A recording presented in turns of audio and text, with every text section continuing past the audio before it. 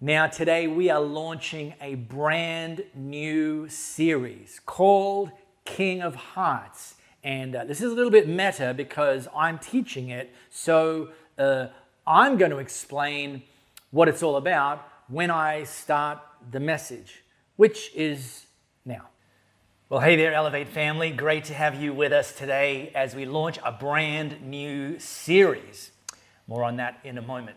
It's actually the beginning of July, which means that we are, and I am, just over 1 month removed from my wife, Louisa's birthday month. Yes, you heard that correctly, birthday month. She loves every year to take the entire month of May, within which she was born, to celebrate. And in fact, not only does she take a month to celebrate, she always takes the preceding month, April, to launch a pretty substantial social media campaign, ensuring that all of her friends and family know that birthday month is coming up. And birthday month is just ongoing festivities, and one of which, as you could expect, is a family dinner, family get-together. And this particular year, I think the most memorable moment of that was the 20 to 30 minutes we spent with Louisa filming everybody through a variety of Snapchat filters. Absolutely hilarious. And you can play around with them if you dare. One of the most memorable ones is called Crying Face. I wonder, have you tried out Crying Face? If you haven't, here's a little sneak peek of Crying Face. Are you okay? Are you doing a video? What's wrong? What? What's wrong, Sarah? I know what you're doing. Let me see. What's wrong? What do you mean? Are you okay? Yeah? Are you having a bad day? No? Yep, that's how it goes. The more you laugh, the more it makes it look like you're crying. Which, you know, using a filter like that, and there's other filters in there as well, pretty harmless fun. But really, the idea of filters is somewhat indicative of how our culture has increasingly shifted towards placing a higher priority on our outward appearance. I mean, Zoom even have a skin smoothing feature, which you go into your settings, it's called Touch Up My Appearance, and it gets rid of skin blotches and some wrinkles, even some flyaway hairs. I'm sure some people are hoping Zoom introduces a feature that makes it look like the sweatpants they're wearing are actually suit pants, but, well, they're not there yet. But there's just this idea of the outward appearance, and that as a consequence, everything is not always as it seems. Beginning of the pandemic, March 2020, globally, essentially, air travel was shut down. Nobody was flying anywhere. And it led to the launch of the Fake Plane Challenge. I don't know how many of you came across the Fake Plane Challenge, where essentially what the challenge involved was people taking photos of themselves to try and trick the viewer into thinking and believing that they're on a plane. And so here's an example of that. This is one social media influencer that took this photo and posted it to the Fake Plane Challenge, which, you know, it looks pretty convincing, right? Until you actually zoom out and you discover she's using a toilet seat in front of an image on a television screen. Yeah. Everything is not always as it seems, and we put this increasing emphasis on the outward appearance and try to kind of project maybe a slightly airbrushed view of what's really going on for us. Because we've come to believe and we've come to accept that that we make certain assumptions about people based on the externals. Based on how they look, based on the clothes they wear, based on the car they drive, based on the house they live in. We look at these externals and we make assumptions about what's really going on for people. And God's not against all of the externals. In fact, he even gets interested in some of the externals. But what's important to understand is they aren't his number one priority. That his number one priority is actually to pop the hood and work on what's going on the inside. In fact, the writer of Chronicles wrote it this way, that the eyes of the Lord search the whole earth in order to strengthen those whose hearts are fully committed to him. Here's a rhetorical question. Who wouldn't want to be strengthened by the King of the universe? Have your marriage strengthened? Have your career or your business strengthened? Have your relationship with your kids strengthened? Have your health strengthened? And God says, I'm in.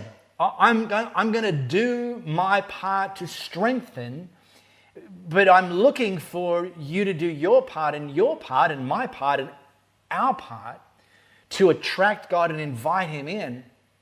To do the strengthening is that we would have our hearts fully committed to him. See, the good news is he's not looking for perfection. Hey, look, if you've already achieved perfection, you don't need God's help. You're there. You've arrived. But for the rest of us who aren't perfect, God's looking not for perfection, but instead looking for hearts that are fully committed to him. And this is critical to understand, that our hearts matter. It's kind of the only time we really talk about the heart or hear about the heart or read about the heart is in two main spheres. One would be in sort of like the physical space. Maybe you're an athlete or you exercise, and so you're interested in heart rate and so on and so forth. Or maybe you go to the doctor and you want to get a heart health checkup, an ECG and so on. And so, there's an emphasis on the heart in those arenas. The other one, the kind of classic one, is songs. And Wikipedia concludes that there is at least 100,000 songs with the word heart just in the title. Here's a few. Some of these can be grouped into tragedies. Once upon a time, I was falling in love. Now, I'm only falling apart. Nothing I can do. A total eclipse of the heart. Sad. Then there are songs of elation. Near, far, wherever you are, I believe that my heart does go on. And then there's another category called, I call it like a preemptive strike. Don't break my heart, my achy, breaky heart. Yeah, I know. But when the biblical authors refer to our heart, and it comes up again and again and again and again and again, they were actually referring to something a lot more holistic. They were referring to essentially our entire inner self, our mind and our thoughts, our feelings and our emotions, our motives, everything that goes on under the hood. They kind of grouped into this idea of the heart. And this is the stuff that God wants to strengthen. And he wants to strengthen our heart because he understands that life is lived inside out. And that if he can strengthen our heart, then that'll spill over into all of the other important areas of our lives. And so it's for this reason we're launching this brand new series today called King of Hearts, inspired by somebody who, listen to this, somebody who was actually described as a person after God's own heart. I mean, what an amazing thing to be said of you, that you are a person after God's own heart. That your number one priority in life consistently is you're pursuing God's heart. And this man is a man named David. And we're not going to be looking at David's life for information. We're going to be looking at David's life for inspiration that we can actually take away and use it for application and see God strengthen and transform our hearts. Now, it's around this time I would normally say pop open your Bible app and open it to such and such a passage. But before I do that, I want to bring you in on something that's very, very cool, just dropped this week around the Bible app. The amazing creators of the Bible app this week launched a church feature within the Bible app. So I want you to get your smartphone out, pop open the camera app, and take a shot. Use the camera app. Even if you don't know, it'll show you. It's pretty straightforward. And let it scan this QR code. And then tap that. It'll open up the Bible app, and it'll give you the opportunity to set Elevate Church as your church. And what that initially, I mean, I'm sure they're going to roll out more features over the coming months and so on. At the beginning, the two big features that we love that they've launched is, number one, you can actually interact with other Elevate peeps within the app. You know, encourage them. You see them read something. You say, good job. I'm glad you're reading the Bible. Someone's highlighted a verse. You're like, well, boy, that's powerful. I like that too. So that's really, really exciting. And then the other thing is it allows churches to put in a featured plan. So what we've done and what we're going to be doing is putting in a featured plan every week around David's life during this King of Hearts series. So there's one already in there, a 5-day Bible plan. So all you need to do, as I said, scan this code. It'll take you to the Bible app, set Elevate Church as your phone, and you should be good to go. If you get a little confused, find a 14-year-old. They'll tell you what you need to do. Anyway, all right. So with the Bible app, how about you open it to 1 Samuel chapter 16. 1 Samuel chapter 16. Now, here's the backstory. Prior to me dropping you into this slice in Samuel's writing, Saul was the first king of Israel. And he was tall, he was physically impressive, he was like the people's choice. He was like, yeah, man, this guy looks like a king. He's got it all together. The problem is that over time, Saul stopped listening to God, stopped obeying God, started to do things his own way. And as you could probably guess, things started to get messy. Things started to unravel. And over time, as Saul started to put his trust in himself, God removed his hand of blessing from Saul. Whilst he was still the king, he didn't rule with God's blessing in his life. And at that time, one of God's spokespersons was a prophet named Samuel. And Samuel came to learn that God had removed his hand of blessing from Saul. And for the sake of the nation of Israel, this really bothered Samuel. Well, God took note of that, and God said to Samuel, I want you to go to the house of a man named Jesse, and I'm going to show you one of his sons who I'm going to appoint as Saul's successor, the next king of Israel. So Samuel went to find Jesse, went to his house, discovered that Jesse had at least 8 sons. I mean, the guy was insane. At least 8 sons. And Samuel introduced himself and asked Jesse to bring his sons out. And Jesse did that, lined them all up, lined up 7 of them.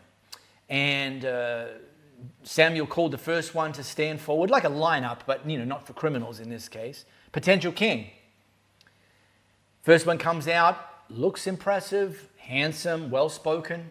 God says, no, sorry, not him. Samuel goes to the next one in the line, has him step forward, well-spoken, impressive, looks like a king. God says, nope, not him. And Samuel went all the way down the line, and every single time God says, nope, nope, nope, nope, nope. Got to the end, 7.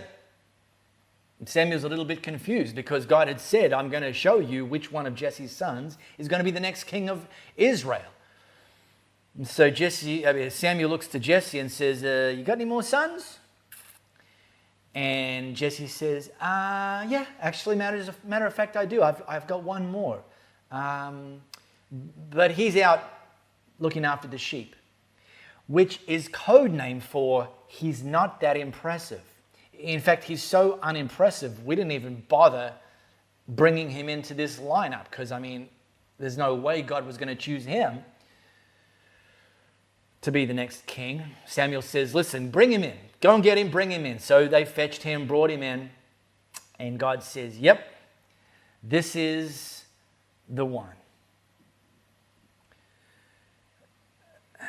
Even though he was the least impressive, even though he didn't even get an invite to the original lineup, but then God spoke this to Samuel to recalibrate his perspective on what really matters. God said to Samuel, the Lord doesn't see things the way you see them.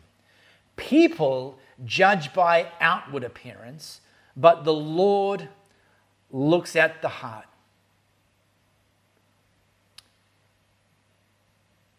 And God said to Samuel, this is the one, anoint him. And that's exactly what Samuel did. Samuel put his hands on him. Samuel poured oil over his head, which was like a symbol of God's anointing. And he was in that moment chosen to be the next king. Now, he wasn't appointed at that moment. He was merely anointed. The appointment was going to happen, well, nobody knew when, but it was going to happen in the future. So now we have David, who experts believe was probably in his mid to late teens at this point. Now he's anointed, chosen ahead of his 7 older and more impressive brothers to become the next king of Israel. And rather than start bossing them around and ordering them and having them become subject to him and, bring me the chariot, he went back to the sheep. He just got back, like he knew that he wasn't appointed to be king, so I'm going to do what I know to do. I'm just going to trust that God's going to do what he's going to do in due course. I'm going to come back to that. But remember I said earlier, David has been described as a man after God's own heart. It's like one of the highest compliments I've ever heard in my life. And it kind of isn't a surprise because in his life, David did a lot of things right. He demonstrated tremendous courage to run towards a giant named Goliath and defeat him when nobody else even had the guts to take Goliath on. He wrote songs that we still have accounts of today, many of them in a book you'll find in the Bible called Psalms. These songs that continue to inspire us thousands and thousands of years later. David sacrificed again and again and again in the honor of God. But he also did a lot of things wrong. Let me encourage you with these actually, because some of us can identify more with David's failings than with his successes. So here's a little list. These might be spoilers for what we're going to teach over the next few weeks, but look, it's okay. It'll be worth coming back for more as we unpack this. But here's an example. God said to David to not take multiple wives, even though that was sort of common practice amongst high-profile people in the time. Don't take multiple wives. But David took multiple wives, plus added in a few concubines as well for good measure. And, by the way, as if that wasn't enough, David also slept with his married next-door neighbor and got her pregnant because, of course he did. You want to just make life complicated for yourself, David? Yeah, okay, sure. Then the husband of the wife, the next door neighbor, found out that David had slept with his wife and got her pregnant. So what does David do? Well, the neighbor's in the army, so David sends the neighbor, the husband, after the front lines, knowing that he will get killed. So essentially, David was a conspirator to murder. And the list goes on. And God did ultimately forgive David for his many, many, many failings, but David still had to endure the consequences of his actions and his decisions. And that's a big distinction. God definitely forgives us when we seek his forgiveness, but it doesn't mean that dumb things that we choose to do that will evade the consequences. And in David's case, the momentum that he experienced early in his life as the new king, he lost that, and his kingdom was never the same again. And so with all of these failings, some of them pretty epic and egregious, it almost seems like how in the world could somebody who did all these dumb things be described as a man after God's own heart?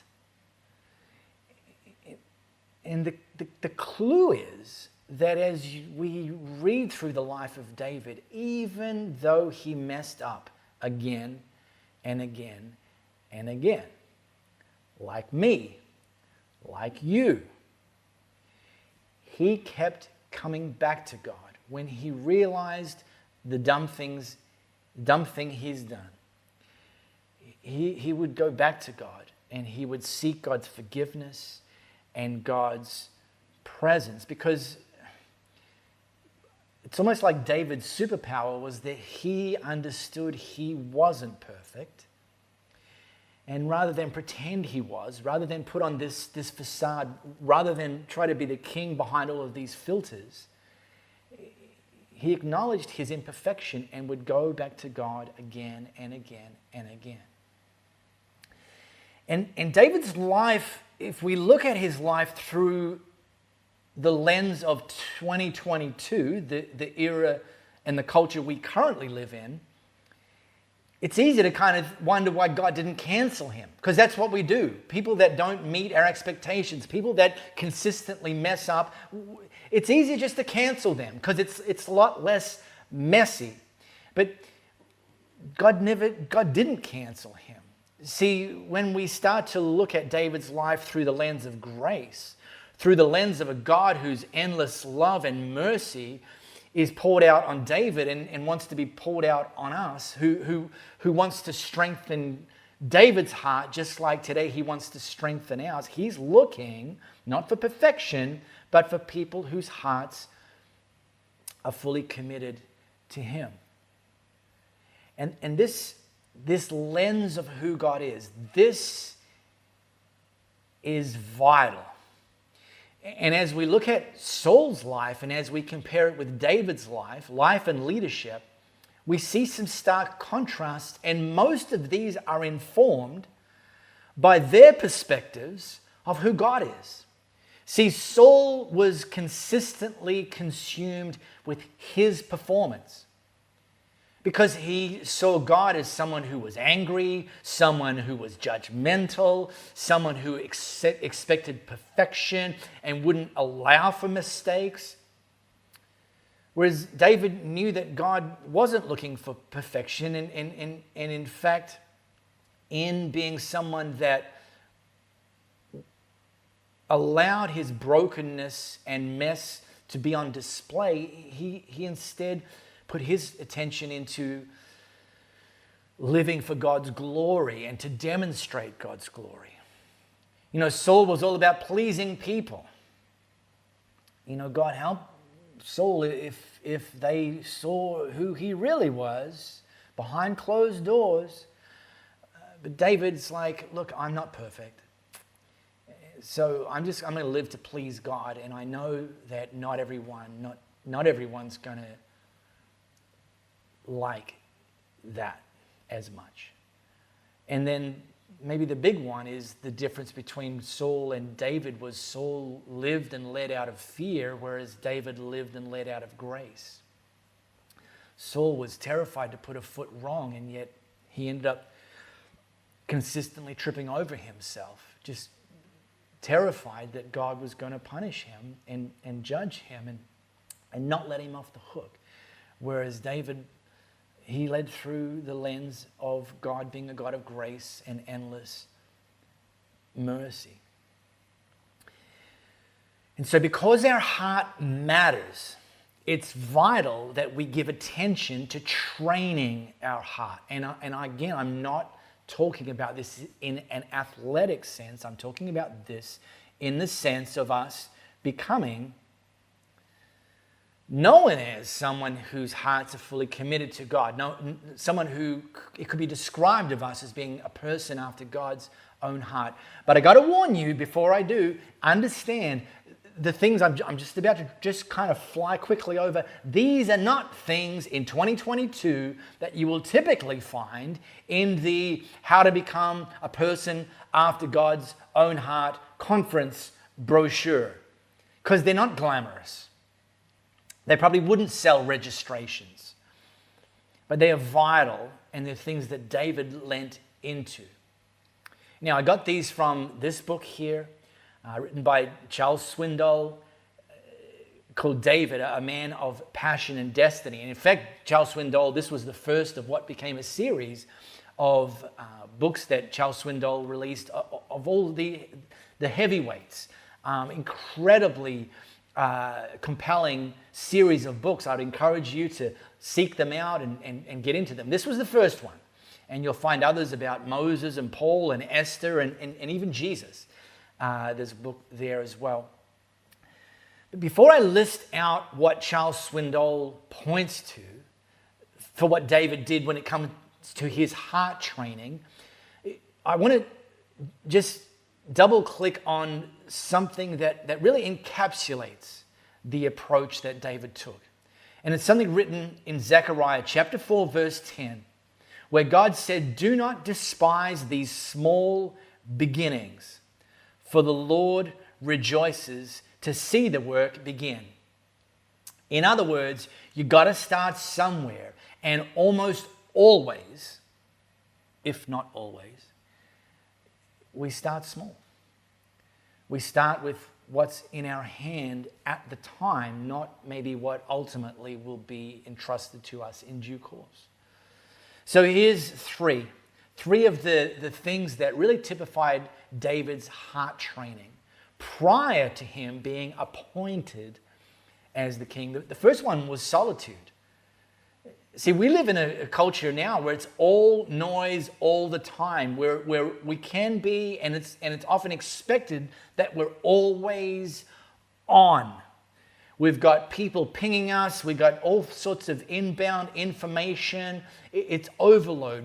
We can just pop open our phones or our TVs or our streaming service, and we're always surrounded, always have access to other people, to the outside world, even from the confines of our lounge room, even from the confines of our toilets. We can be connected with other people. The problem, it's not all bad, but the problem of always being connected is it actually robs us of an opportunity to develop a depth in our heart that can only be developed in solitude, where it's just you and God, you talking to God and listening to God, and in turn developing a deeper relationship with Him, removing the competing distractions. Only that will allow us to get alone with God. And David did this out in solitude, and we could call it out in obscurity. See, as much as we're reading about and talking about and learning from David now, thousands of years later, when he was first anointed to be the next king, he was as far from an influencer as anyone could possibly be. Literally, his only followers were sheep. And one of the mistakes we can make if and when we're in a season of obscurity is we can kind of say to ourselves that we're going to do nothing. We're going to wait. We're going to wait until we're in the spotlight. We're going to wait until we get the promotion. We're going to wait until our business grows. Then it's going to matter. Then, because then people are going to notice. Then I'm going to get the applause and the plaudits and the rewards and the accolades. But whilst I'm in obscurity, what's the point? Nobody's watching. Nobody's cheering. Nobody's applauding. And yet we learn from David that this time of solitude and obscurity is the perfect time to be training our hearts, because we don't have the pressure of the eyeballs on us. We don't have the pressure to perform. This is all about the training, the preparation. See, David spent his time in obscurity with the sheep, playing music and writing songs, which we now call psalms. And by the way, and we'll come to this, his musicality actually was his first foot in the door into the king's court. I'll unpack that probably next week. He spent his time in obscurity fending off predators, protecting his sheep, bears and lions, and those skills of fighting were the very skills that he took into battle to defeat Goliath. He didn't wait until he was in the palace of the king to learn how to write songs. He didn't wait until he was standing face to face with Goliath to learn how to fight. He did all of these things in obscurity. And obscurity, by the way, is a great incubator for character development, because you're only doing what you're doing for an audience of one, God. And then third and final thing that Charles Swindoll highlights is monotony. I told you these weren't glamorous. Solitude, obscurity, oh yes, and let's throw in monotony. My physio, who I'm happy to say I haven't had to report to for a little while, when he first graduated from university, he actually got a job at the Australian Institute of Sport. And the Australian Institute of Sport here in Australia, located in Canberra, is really the breeding ground for a lot of elite sports, a lot of Olympic sports and athletes coming into the sport. One of them is a guy that you may have heard of called Ian Thorpe. 20-some years ago, he was at the Australian Institute of Sport for swimming, and my physio at that time was his physio. And my physio has told me stories of that time as Ian Thorpe's physio, that Ian Thorpe was required to swim 3 sessions a day, morning, noon, and evening, 6 days a week. Each session, 6 to 7 kilometers of swimming each session. In between that, several days he would be doing strength training.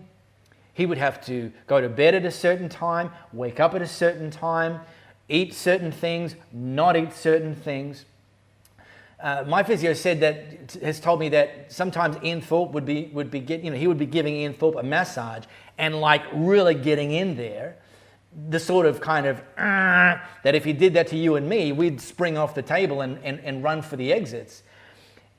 That instead Ian Thorpe would fall asleep. He was so exhausted during these massages. It was just monotonous, 6 days a week, morning, noon, and night. But 20 years later, I can say the word Thorpe, and a pretty significant percentage of the world's population know who I'm referring to and have some notion of his accomplishments, and he would never have got near any of them if he wasn't willing to undergo preparation that was hallmarked by monotony. And so these aren't bad words. Solitude, obscurity, and monotony. These are places that we either find ourselves in or can position ourselves in circumstances and seasons, and when we're in them, to lean into preparing our hearts for more of what's to come.